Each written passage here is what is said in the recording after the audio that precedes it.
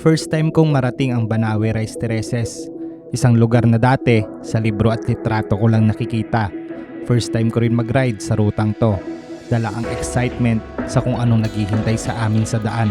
Ito ang first ride ko papuntang Banawe.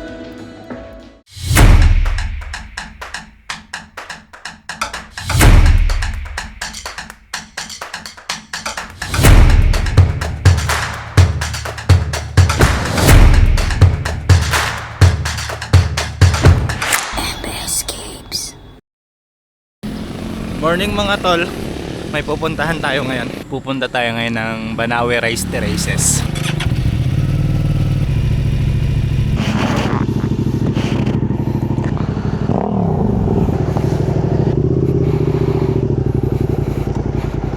Ayan, si Iningero Adventures. Nahirapan na akong i-ano yung leg ko mga tol. Yan, complete gear na siya. Ang ating tropang si Arabo. Yan ang kasarapan, Filipino time, naging 1 oras ang delay. Alam nyo ba mga tol, 6:30 ang take off, ngayon 7:30 na. Plus 10 minutes kasi itong time dito sa motor eh. So 7:32 nag-take off na tayo dito sa Jones. Kasama natin magra-ride sila Iningero Adventures, si Hayet at si Arabo.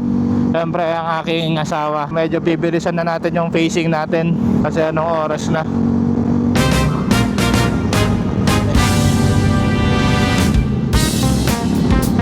70 gasolina ngayon dito sa amin mga tol. Gas up muna kami. Full tank kuya, premium. Kaya papagasto niya iba nating kasama. Bo, may tumatagas yan? Gasolinan sa. No ngayon tumagas kay Arabo na yun. Yan yung dyan. Yan nasa harap na magulong mo. Tubig ata bo. May tumulong kanina sa motor ni ni Arabo. Tubig lang pala. Bypass. Ha? Bypass na. Pasok na tayo dito sa bypass. Nakakita na kayo ng kolong-kolong na may sidecar mga tol. Oo. Ayan kolong-kolong na may sidecar. Anis. Ay. Gamit niya ang cellphone. Uy! Piyesta dito sa Cordon, no? Ang daming banderitas. Ano kaya piyesta nila dito? Cordon. Wala, sasabit na sa kable. Ay, kayang-kaya. Babis kaya tayo. Magwi-withdraw daw muna si Arabo dito sa Jadi na may 7-Eleven. Wag sana basta yung pupuntahan natin. Excited na excited pa man din ako kabe. Hindi makatulog eh. First time natin mapupuntahan ng Benguet. Ay, Benguet tuloy, ang Banawe Rice Terraces. Mas maganda ba sa sa personal or sa picture? Or pa? Parehas lang.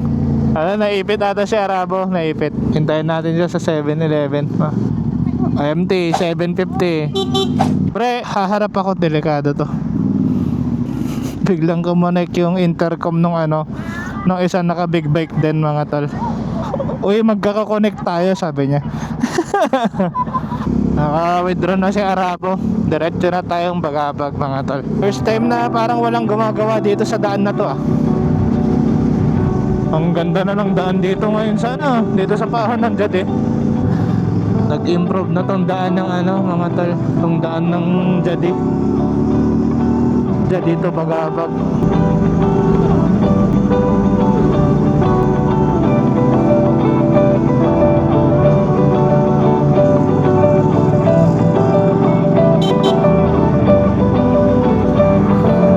Lapit na tayo makalabas sa Jadi. Oras natin 8:35. Oy, sira yun grabe nangyari.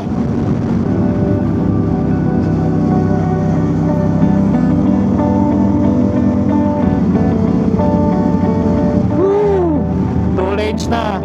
Dalawa na to na Malapit na rin tayo sa Bagabag. Malapit na tayong kumanan. First time kong dadaan dun sa daan na yun Maganda ba dun pre yung dadaanan natin? Oy, maganda raw yung dadaanan natin mga tol.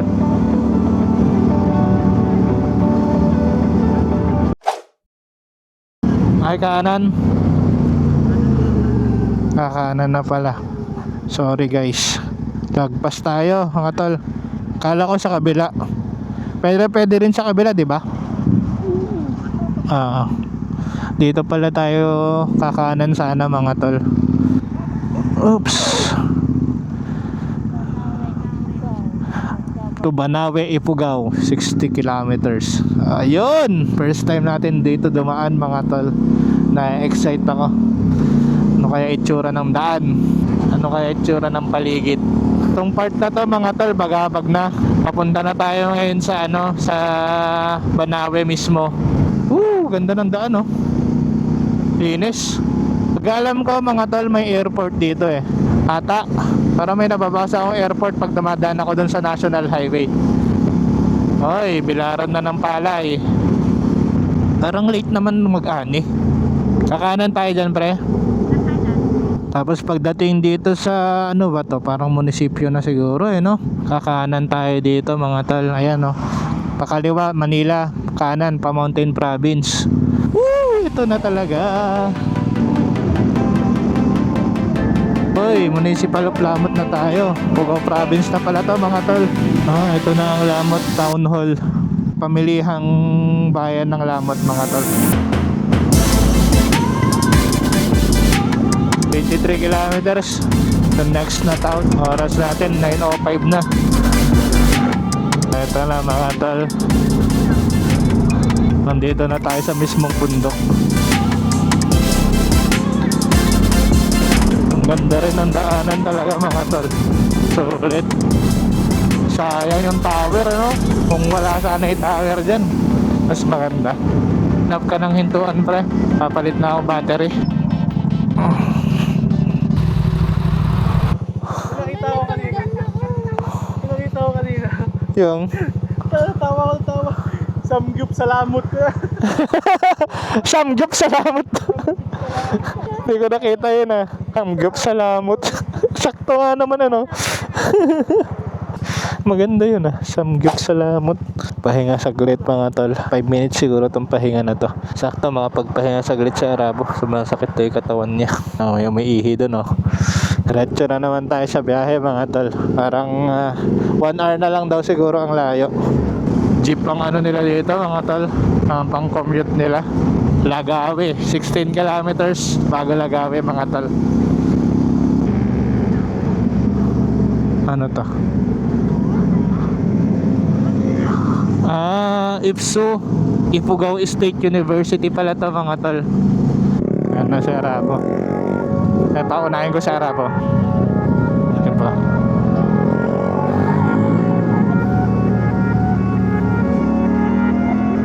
Bundok oh. Ganda mga tol. Wow. Ang ganda mga tol. Ganda mga tol oh.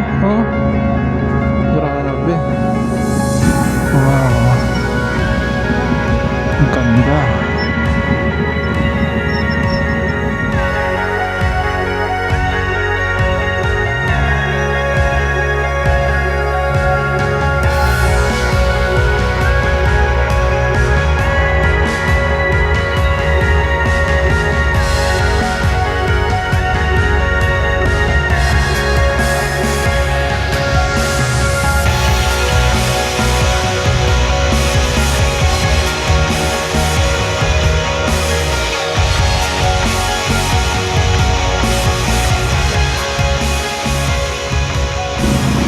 Lagawe, Banawe.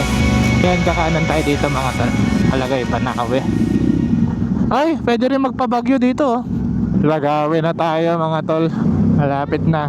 Municipality of Lagawe. Uy, dito na tayo sa town proper, Ifugao Province.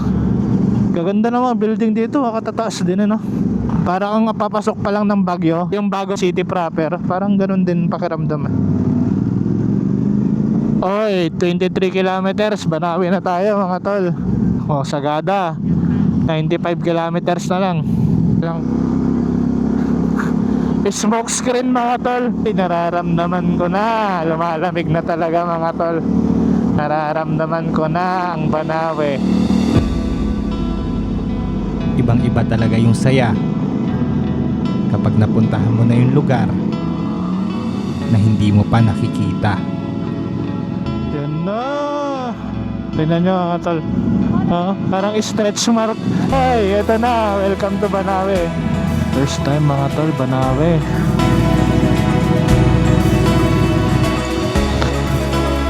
Yun no.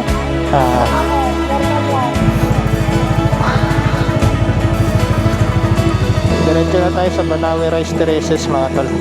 Welcome to Barangay Taman. Pero talagang vibes niya mga tol. Parang bakit ka lang rin talaga ng Baguio. May Florida dito. Uy, taas pala yun. Ay, ayan na ba yung mismong Tereses, pre?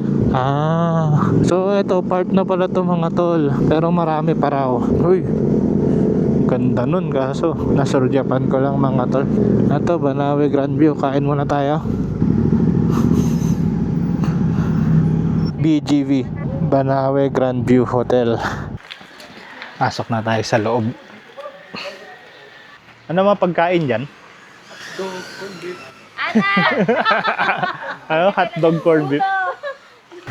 Ah, mukhang masarap dito.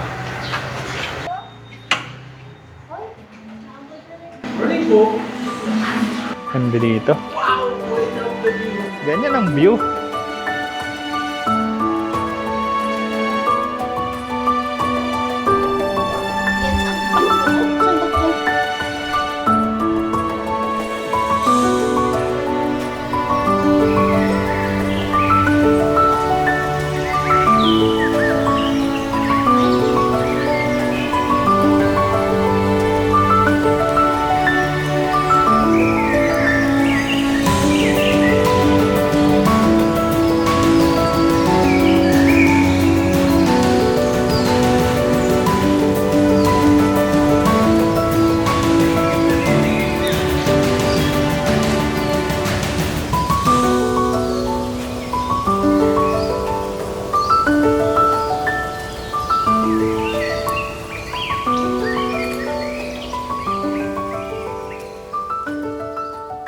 Hanggang dito na lang rin pala yung ride namin.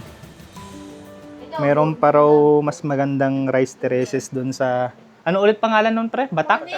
Batad? Batad. Di na kami pupunta dun kasi parang 60 plus kilometers pa layo. Next time na lang para may kinaka-excited ulit tayo. Uwi na tayo mga tol.